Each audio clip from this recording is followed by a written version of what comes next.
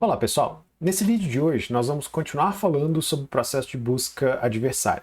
No vídeo anterior nós falamos sobre o algoritmo de busca Minimax, que basicamente precisa que a gente faça toda a nossa árvore de busca de jogo, né, considerando os dois adversários, um que quer maximizar a minha função objetivo e outro que quer minimizar a minha função objetivo, jogando, né, no tabuleiro inteiro para que eu chegue até o final e avalie a utilidade de todos os nossos terminais, né, de todos os nossos finais, todas as configurações finais do meu tabuleiro, a gente pode considerar assim, né, e depois indo propagando isso de baixo até chegar no meu nó raiz.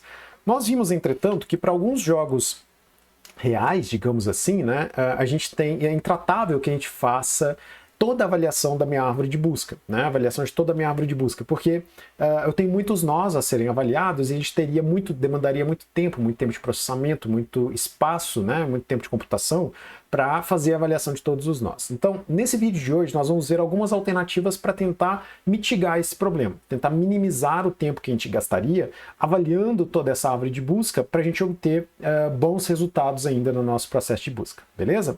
Então vamos lá. Primeira coisa que a gente vai ver aqui, né, a primeira opção, seria o que a gente chama de uma poda alfabeta, né?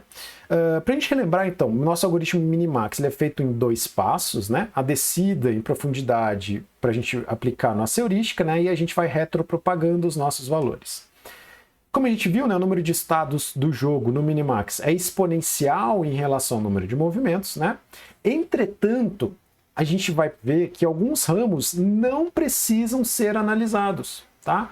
A avaliação de alguns ramos ela se torna desnecessária nesse processo de busca do Minimax, tá? Então esses caras que a gente não precisa avaliar, a gente diz que esses caras podem ser podados, ou seja, eu posso desconsiderar aquele ramo. Vamos ver aqui num exemplo para a gente entender o que acontece, tá? Então, ó, seria aquela mesma árvorezinha de busca que a gente viu no exemplo anterior, né? Tenho aqui o Max jogando um Min, né? E aí descendo em profundidade, vindo até aqui o último nível, avaliando sobre todos os nós e tentando fazer o percorrimento da minha árvore em pré-ordem, né? Da esquerda para a direita. Eu tenho aqui que esse nó ficaria com a função de utilidade de 3, porque é a menor dentre todas as opções, entre 3, 12 e 8, né, que são sucessores desse nó. Jogaria esse 3 temporariamente aqui para cima, e a partir desse momento, eu sei que esse cara aqui, esse meu nó max aqui de cima, a função de utilidade que eu vou guardar nele só vai assumir valores maiores ou iguais a 3, certo? Eu já tenho um 3, que é vindo por esse lado aqui, né? Então eu sei que para eu subir um valor para cá, ele tem que ser maior ou igual a 3, beleza? Bom, continuando aqui a nossa busca no segundo ramo, né? Eu posso perceber que desci aqui no ramo mais à esquerda, encontrei uma função de avaliação, né? Uma função de utilidade de um nó que é 2, subo esse 2 para cá, e a partir desse momento, eu sei que esse meu nó aqui, que é um nó do tipo min, certo? É um nó que quer minimizar a minha função de utilidade, uma vez que eu vou guardar aqui o menor valor possível desse ramo, ele só vai assumir valores que sejam menores ou iguais a 2, certo? Esse cara aqui só vai aceitar valores, eu só vou guardar aqui, eu só substituiria esse valor armazenado aqui, caso nos demais ramos, que eu ainda não avaliei, surja um valor menor ou igual a 3. Mas percebam, aqui em cima, eu já sei que eu só vou subir um valor para cá, caso ele seja maior ou igual a 3. Ora, se eu sei que aqui eu só vou guardar valores maiores ou iguais a 2, e aqui em cima esse valor ele só subiria para cá, caso ele seja maior ou igual a 3, então aqui eu sei que ele só vai assumir valores, né, de 3 para cima, beleza? Então, fechado em 3, aberto em mais infinito. Aqui, ele só assumiria valores aberto em menos infinito e fechado em 2, beleza? Percebam que não existe interseção entre esses dois caras, né? Então, se a gente traçar na nossa retinha de valores aqui, né? Esse cara, ele assumiria o daqui de baixo, né, valores menores ou iguais a 2, enquanto esse cara aqui só assumiria valores maiores ou iguais a 3, beleza? Não existe interseção entre esses dois caras, tá? Então não existe nenhuma chance deste valor ser propagado aqui para cima, beleza? Como não existe nem a menor chance do valor armazenado neste nó ser propagado aqui para cima, eu não preciso avaliar esse ramo e não preciso avaliar esse ramo, porque independente da função que eu tivesse aqui, eu sei, do valor de função que eu tivesse aqui, eu sei que esse valor nunca chegaria aqui para cima, uma vez que aqui eu só guardaria valores menores ou iguais a 2, enquanto aqui em cima só estou aceitando valores maiores ou iguais a 3, beleza? Bom, aí a gente continuaria aqui a nossa busca, né? Desci aqui para cá, achei aqui um nó com avaliação 14, guardo aqui valores, né? O 14 eu subo para cá, então aqui eu posso assumir aqui valores menores ou iguais a 14, certo? Aqui eu só vou guardar valores menores ou iguais a 14. Bom, aí vem a pergunta, né? Eu sei que aqui em cima eu só aceito valores maiores ou iguais a 3. Aqui eu só vou guardar valores menores ou iguais a 14. Existe uma interseção entre esses dois caras? Existe, né? Então, se eu for traçar lá, esse cara aqui de cima, vamos traçar nossa retinha aqui de novo. Esse cara aqui assume valores menores ou iguais a 3. Opa, perdão, maiores ou iguais a 3. Deixa eu fazer aqui, né? Maiores ou iguais a 3. Certo? Esse cara aqui aceitaria valores maiores ou iguais a 3, e esse cara aqui aceitaria valores menores ou iguais a 14. Então, existe uma interseção entre esses dois caras. Todos esses valores maiores ou iguais a 3 e menores ou iguais a 14 podem ser propagados aqui para cima. Então, esse cara ainda continua sendo um ramo promissor, né? Vou avaliar o próximo nó. Agora, eu tenho um nó de valor 5, eu tinha um 14, esse cara é um min, substituo o 14 pelo 5, né? Agora eu sei que esse cara aqui assumiria valores menores ou iguais a 5. Continuo tendo interseção entre 3 e 5, então também preciso continuar avaliando meus nós. Encontrei um menor ou igual a 2 aqui, né? Eu achei um 2, subo esse 2, né? Aqui não é nem menor, né? Esse cara aqui já seria o 2 propriamente dito. Tem um 2, tento subir o 2, eu tinha o 3, né? A partir desse momento eu sei que o 3 é o cara que a decisão vai ser tomada, então a decisão minimax seria vir por esse ramo aqui, né? Então, quem eu podei nesse cara? Eu utilizei a minha poda alfabeta para podar esses dois ramos. Deixei de avaliar dois ramos do meu processo de busca. Perfeito? Percebam então que, se vocês voltarem lá atrás, né, naquele exemplo que a gente fez junto em sala de aula, deixa eu voltar, deixa eu ver se era esse cara aqui, não, que a gente fez junto na aula anterior, né, que é exatamente isso aqui. Percebam que a decisão continua a mesma, né? Eu tinha o 3, era o 3 que continuava aqui em cima, né? Deixa eu apagar isso aqui que eu não tinha essa decisão, né? O 3 era a decisão sendo tomada de qualquer forma, certo? Então, percebam que podar não muda a decisão, não muda nada do meu processo de busca. Eu só deixo de avaliar nós que não são promissores, tá? Nós que não são úteis, digamos assim, para o meu processo de busca. Tá joia? Então, esse tipo de poda é o que a gente dá o nome de poda alfabeta, né? Nós vamos entender já já isso daqui. A ideia principal, então, é não processar sob árvores que não afetam o resultado, tá? Então, o meu resultado não muda, eu não tenho nenhuma diferença de resultado entre um processo de busca utilizando o minimax inteiro e um processo de busca utilizando o minimax com a poda alfabeta, beleza? Bom, o que é o alfa e o que é o beta desse cara? O alfa é o valor da melhor escolha encontrada até agora no caminho, né, dentre todos os nós que eu avaliei, para o max, ou seja, o maior valor, e eu sei que esse cara não pode decrescer. Tá? Então, vocês lembram que a gente viu lá, por exemplo, né, igual a gente viu aqui, maior ou igual a 3. Esse cara aqui era o valor para o max, que eu considero o alfa. Esse alfa não pode decrescer, beleza? Esse daqui, por exemplo, é uma medida de avaliação para um nó min, que eu sei que ela não pode aumentar. Ela vai ser sempre menor ou igual a 2. Então, esse cara aqui era um beta. Tudo bem? De maneira similar, já me adiantei aqui, né, que o beta é a melhor escolha para o nó min, né, ou seja, o menor valor e não pode aumentar. Tá? O alfa, ele é usado nos nós min para decisão de poda, certo? Então, seria isso daqui, né? Eu estou olhando para esse alfa aqui, eu sei que meu alfa é de 3, só aceito aqui em cima valores maiores ou iguais a 3, enquanto meu beta aqui era de 2. Essa daqui, então, é uma poda que eu utilizei do valor alfa para realizar, beleza? De maneira similar, né? O beta, eu olho, a gente não tem ali nenhum exemplo, né? Mas o beta é um valor que eu olho nos nós max para decisão de poda, tá? Então, com a poda alfabeto, o algoritmo de busca ficaria mais ou menos assim. A gente vai buscar nossa árvore em profundidade. Para cada nó n, que é max, eu vou guardar o alfa desse cara, que é o máximo valor até agora naquele ramo, nos filhos deles, que eu já, dentre aquele nó e os filhos que eu já processei, e para cada nó n min, né, cada nó min, o beta de min vai ser o valor mínimo, o beta do n, né, perdão, vai ser o valor mínimo até agora, tá, dentre aquele nó e todos os sucessores dele.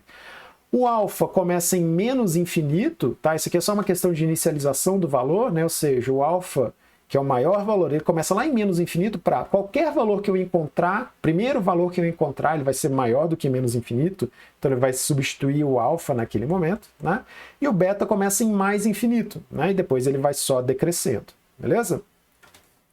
Um corte beta de um nó n, né? É aquele que é o corte que, na busca, né, após o n max, se o alfa de n é maior ou igual ao beta de i, né, para qualquer nó i ancestral de n, tá?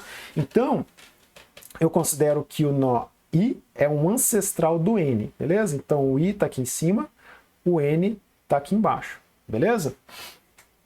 Eu olho, se o alfa do n, o alfa desse cara, tá?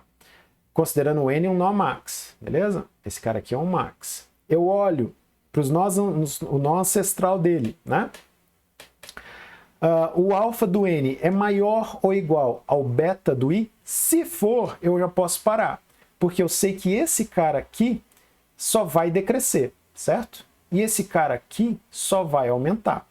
Então, como eu sei que são valores incompatíveis, se esse cara aqui já é maior do que esse outro cara, eu uso o beta para dizer que eu posso parar de avaliar os sucessores desse meu nó n aqui, tá? Beleza? Então isso é uma poda beta. O corte alfa, né, o poda alfa, é o oposto, né? Eu estou num nó n min, então esse daqui é um nó n qualquer, que é um nó min. Eu olho para os ancestrais dele, né? Deixa eu fazer um desenho mais adequado.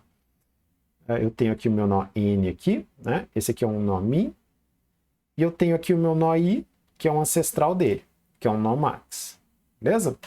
Esse nó max aqui, ele tem um alfa, beleza? E para esse n eu tenho um beta. Eu sei que para esse beta só vai assumir valores menores ou iguais, e o alfa só vai assumir valores maiores ou iguais ao valor que eu já tenho aqui, né?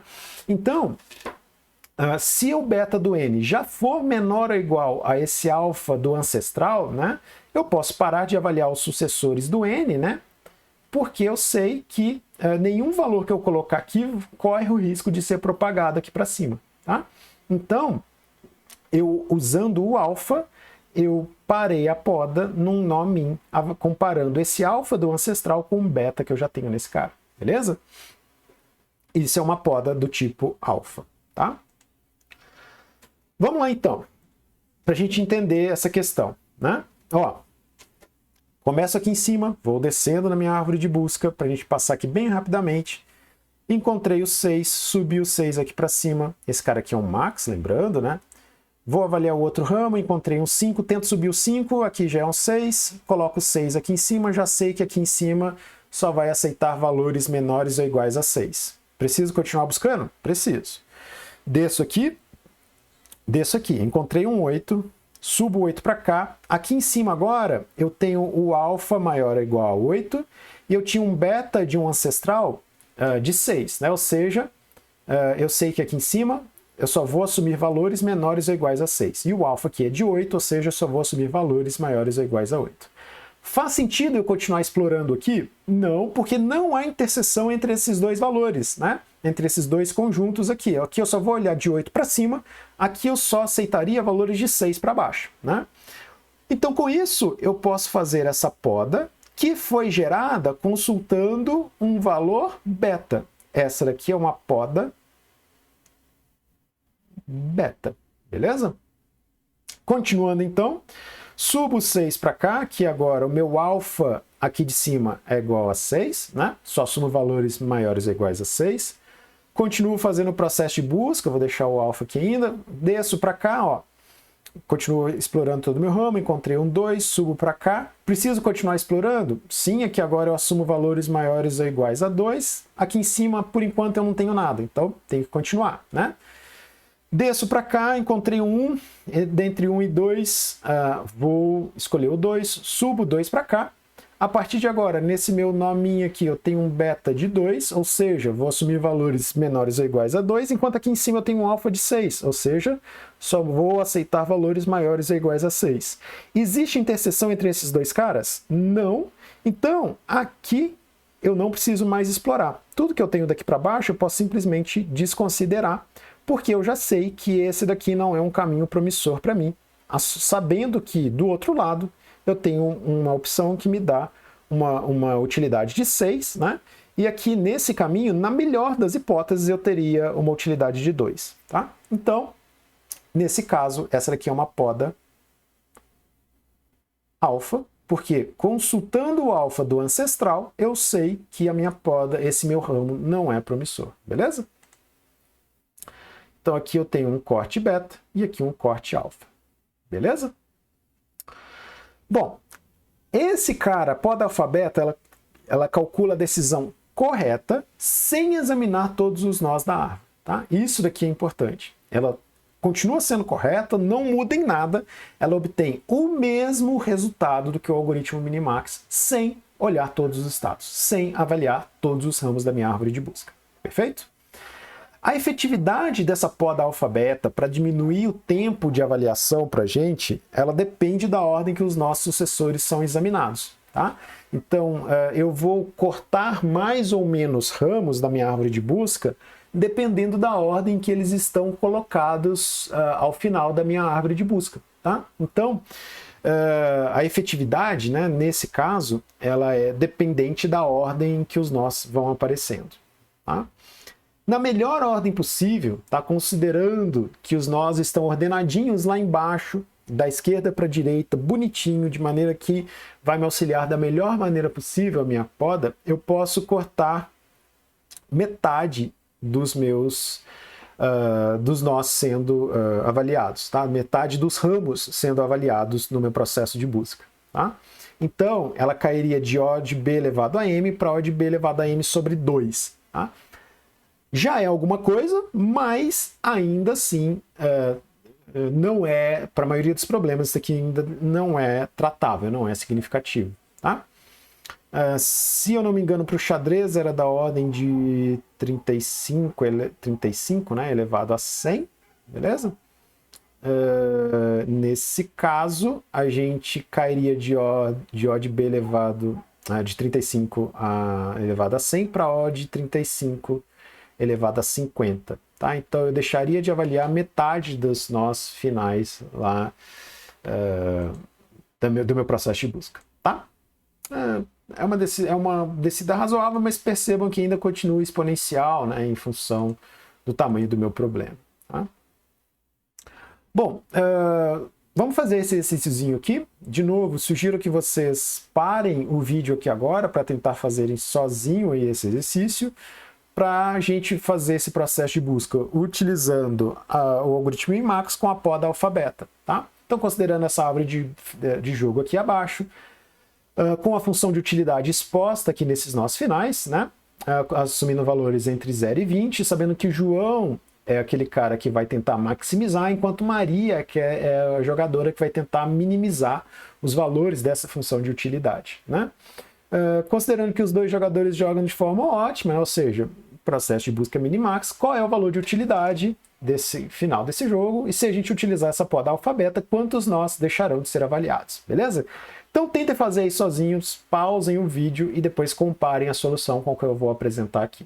Perfeito? Bom, vamos lá. Então, de forma a deixar explícito aqui, né, João é o meu jogador que quer maximizar, Maria é a jogadora que quer minimizar, né? João maximizar, Maria minimizar, beleza? De novo, vamos descer na nossa árvore, não falei nada em contrário, estamos avaliando os nossos nós em pré-ordem da esquerda para a direita, perfeito? Bom, então descemos em profundidade, encontrei um 15, subo o 15 para cá temporariamente, né? A partir de agora eu sei que aqui eu só vou assumir valores maiores ou iguais a 15, não há nada que me indique que eu posso parar ou não, tá? Então, em geral, o primeiro ramo que a gente explora, nós temos que explorar ele inteiro, tá, pessoal? Para a gente ter a noção, né, de onde que a gente pode podar. Encontrei um 11, tentei subir o 11 para cá, mas eu já tinha um 15, deixo o 15, né? A partir desse momento, então, o 15 continua sendo a minha função de utilidade para esse cara, subo o 15 para cá, beleza? Então, ó, a partir de agora, esse cara aqui só vai assumir valores menores ou iguais a 15, tá? Vamos escrever do lado de cá para facilitar. Menores ou iguais a 15. Então, eu tenho aqui um beta de 15, tá? Meu beta, por enquanto, aqui é de 15, perfeito? Desci para cá, encontrei um 18 aqui, né? Subo 18 para cá. A partir de agora, eu tenho um alfa de 18 aqui, ou seja, esse cara, independente do que eu tenha para cá, ele só vai assumir valores maiores ou iguais a 18. Percebam que eu tinha um beta aqui em cima de 15, certo? Ele só assumiria valores menores ou iguais a 15. Não existe interseção entre esses dois intervalos, maiores ou iguais a 18, menores ou iguais a 15. Logo, eu não preciso continuar avaliando os sucessores desse meu ramo, porque eu sei que esse valor qualquer valor que eu colocar aqui, que vai ser maior ou igual a 18, nunca vai subir para cá, que só aceita valores menores ou iguais a 15. Perfeito? Então, deixei de avaliar esse ramo aqui, tá? Então, eu sei que aqui agora a minha função de avaliação desse cara, né, minha função de utilidade desse cara é exatamente 15, certo? Isso aqui vamos esquecer. Subo esse 15 para cá. Então eu sei que aqui eu tenho um alfa de 15, ou seja, ele só aceita valores maiores ou iguais a 15 aqui, beleza? Tenho que continuar avaliando? Sim, porque eu não tenho informação nenhuma desse meu ramo de cá. Venho para cá, vou para o mais à esquerda, encontrei um nó com avaliação 2, coloco aqui. Aqui, ele só assumiria valores maiores ou iguais a 15. Perdão, maiores ou iguais a 2, tá? Preciso continuar buscando? Sim, nada, não tem informação nenhuma que me permite encerrar essa busca aqui agora. Encontrei um nó aqui com avaliação 12, subo o 12 para cá, esse cara aqui quer maximizar, certo? Subo o 12 para cá, subo o 12 para cá. Beleza? Coloquei o 12 aqui. Então, esse é um nó do nível min. Aqui eu tenho um beta. 12 é meu beta. Ou seja, independente do que eu tenha daqui para cá, eu só aceitaria valores menores ou iguais a 12 nesse caso. Tá? Olha, vamos olhar aqui. Aqui em cima eu já tinha um alfa de 15. Ou seja, só aceito valores maiores ou iguais a 15. Aqui eu só aceito valores menores ou iguais a 12. Preciso continuar explorando? Existe interseção entre esses dois caras? Não. Então posso simplesmente parar a minha busca sem explorar esse ramo de cá. Deixei de avaliar esse cara e esse cara. Enquanto aqui eu deixei de avaliar esse cara. Beleza? Então, respondendo a pergunta, né, a gente vai tentar subir o 12 para cá, não vai dar em nada, porque a gente já tinha um 15. Função de utilidade aqui, 15 é a minha função final. Beleza? Decisão minimax caminhando por aqui. Tá joia? Então, qual é a função de utilidade? É 15. Quantos nós deixarão de ser avaliados? 1, 2, 3, 4 nós deixaram de ser avaliados. Beleza? Sugestão para vocês, pessoal. Refaçam esse mesmo processo avaliando os nós sem ser da esquerda para a direita. Avaliem os nós da direita para a esquerda nesse caso. Para vocês verem que a ordem em que os nós aparecem aqui embaixo ela é importante e vai me dizer da efetividade dessa poda que a gente faz, né? Da efetividade que eu digo, quantos nós deixam de ser avaliados utilizando essa busca, tá? Então aqui a gente fez a avaliação da esquerda para a direita. Refaçam isso fazendo a avaliação da direita para a esquerda. Perfeito? Bom, ainda assim, nós vimos ali, né, que mesmo utilizando uma poda na minha árvore de busca minimax, né, ela ainda continua sendo pouco efetiva, porque ela não diminui a complexidade. Eu ainda continuo tendo que ir até o final da minha árvore de busca, para boa parte da minha árvore de busca, e no melhor dos casos, eu deixo de avaliar metade desses nós finais, né? Ainda continua sendo um problema bastante complexo para mim, né? Então, a gente tem uma variante que é, sabendo que eu tenho um limitante de tempo para tomar a decisão, ao invés de eu descer até o final, o que a gente tenta fazer é tomar uma decisão imperfeita em nó real, em tempo real, né? O que seria mais ou menos isso? Seria, olha, eu sei que eu tenho um tempo limitado para tomar uma decisão, então eu vou descer até onde der na minha árvore de busca, parei ali porque eu não tenho mais tempo, e ao invés de utilizar a função, se eu cheguei no nó final, beleza, ótimo, posso utilizar a função de utilidade. Caso contrário, eu vou aplicar sobre os meus nós uma função heurística para tentar estimar a utilidade daquele nó. Tá? Então, ao invés de eu ter uma função de utilidade exata, eu vou ter uma função de utilidade estimada. E a partir desse momento eu faço um minimax dali para cima. Tá? Então, ao invés de ir até o final e ter o acesso à função de utilidade exata, a decisão imperfeita consiste em ir até onde dá, a profundidade que eu consigo analisar, paro por ali, desprezo o que eu tenho dali para baixo, aplico uma heurística e faço o minimax dali para cima. Então, eu tendo a escolher pela melhor opção de acordo com a heurística que eu estou aplicando. Perfeito? Então, a nossa solução então é ir até onde der, né, até uma profundidade que der, né, e aí eu aplico uma heurística de avaliação em cima desses nós intermediários, não finais. Tá? A ideia principal então é ter um mecanismo de parada nessa busca, né, por exemplo, a profundidade, o tal do look ahead, né, eu vou olhar tantos níveis abaixo, tá, e aplicando essa função heurística ao invés da função de utilidade propriamente dita. Tá?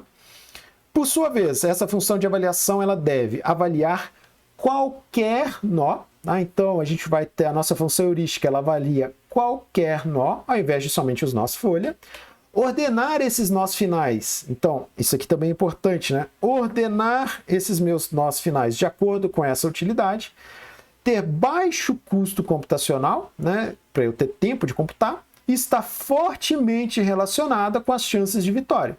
É uma heurística, né, que vai me dizer quanto que eu estou me aproximando da vitória com aquela determinada opção intermediária, beleza? Essa função de avaliação ela é diferente da função heurística na busca informada que a gente tinha, tá?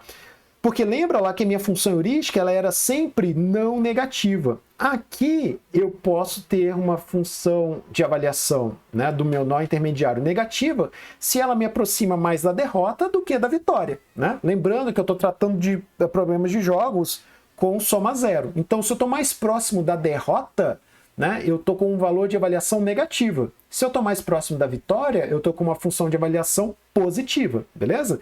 Então isso não era aceitável lá nos nossos problemas de busca que a gente viu anteriormente, com um único agente, beleza? Exemplos de função de avaliação, né? Por exemplo, no xadrez, diferença entre o total de pontos dos dois jogadores, né? Ou as somas ponderadas de fatores no xadrez, né? Eu coloco uma ponderação, por exemplo, para as rainhas, né? Número de rainhas que eu tenho menos o número de rainhas que meu adversário tem, número de torres que eu tenho menos o número de torres que meu adversário tem em cada configuração do tabuleiro, perfeito? Então isso me dá uma estimativa do quão bom é aquele estado para mim, tá? Por exemplo, aqui, né, é isso que a gente teria que avaliar, né? Aplicar essa configuração, né, partindo daqui para cá, né, mas assumindo que o branco vai jogar, né, eu posso ver com essa jogada qual que é a diferença de avaliação desses dois caras aqui, né? Muito provavelmente com essa minha jogada aqui, eu me aproximaria de uma jogada, né, uma possibilidade em que o adversário muito provavelmente comeria essa minha torre aqui nesse caso, né?